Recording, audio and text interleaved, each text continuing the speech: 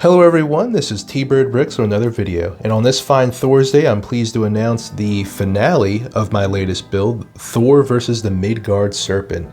And for those of you who haven't caught up yet, I would invite you to be sure to watch the entire build series. This is the finale and parts 1 through 4 that showcase how I built everything you see before you, from the Bifrost to the characters, the serpent here. That's all in the description below. But if you watch those parts, you'll notice that the build I have here is a little different than what is in those previous parts. And that's because I was kind of looking at the build after part 4 and I was kind of thinking, I can do a better job with the wiring, I can do a better job with the placement. I didn't like how the serpent was in the back and the boat was in the front.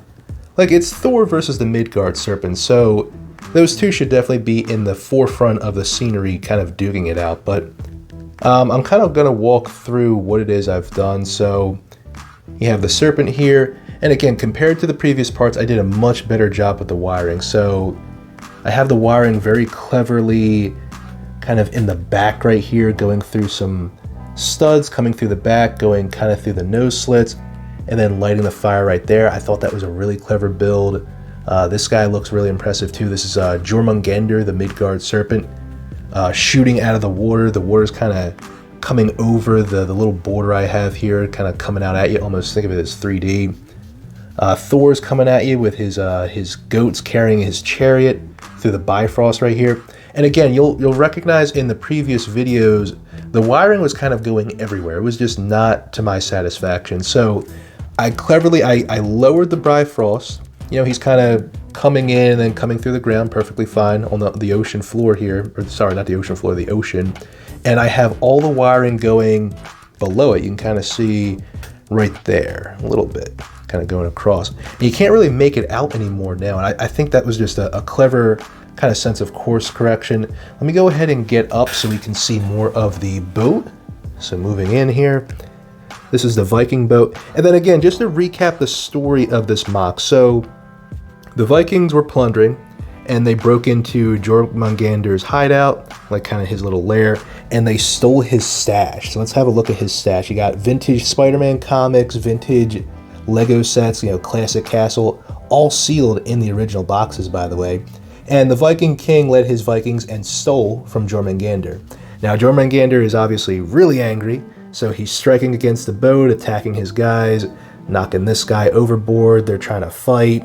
This guy was on his lunch break. He's like, oh, let me finish up my turkey leg and I'll help you guys fight off the tail. I mean, his whole body is wrapping around the ship. And I made this at the last minute too. I think this came out really cool. I love it. Kind of going over and then looping around and coming out right here. Really cool. So the Viking king, in desperation, as you can see right there, he's getting down on one knee and praying that Thor will come and save him. And that's where Thor's coming in right here and fighting and squaring off with the serpent itself.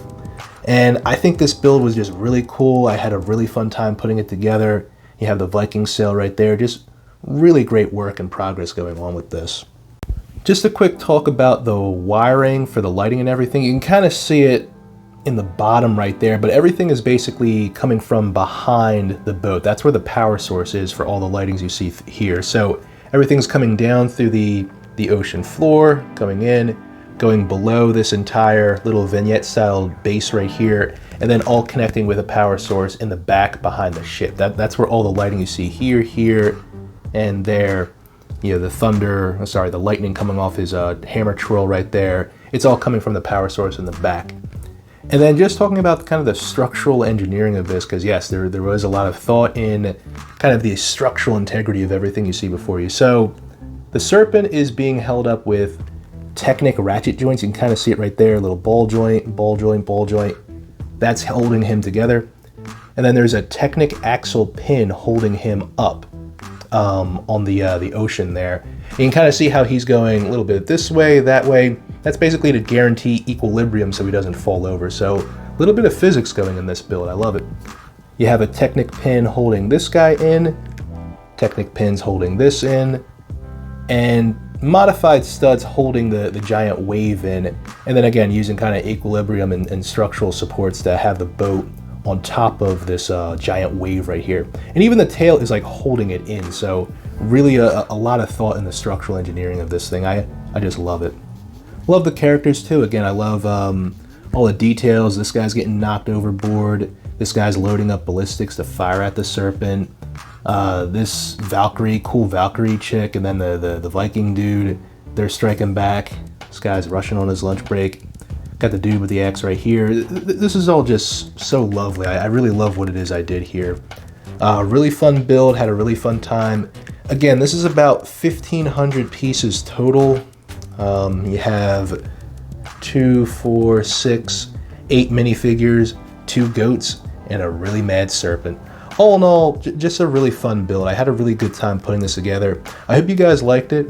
Be sure to let me know what you think in the comments section, what you like, what you don't like. I will take this to a convention as well. Furthermore, I'm going to take, you can kind of see it over there. Let me kind of, can I zoom in? Yep, there you go. The Iron Man build, I had a series on that too. I'll have the link in the description below for that one as well. These are all coming to conventions later in this year, preferably like Brick Fair in August and then Philly Brick Fest in October. So should be a really fun time. I'm building one more MOC series for this year. That'll be debuting in September. So be sure to subscribe and you'll know when that's coming through. But let me know what you guys think in the comment section. I'd love to get your feedback. Like, share, subscribe, tell your buddies, especially if they're fans of superhero builds, Marvel, DC, what have you. And be sure to have a wonderful week.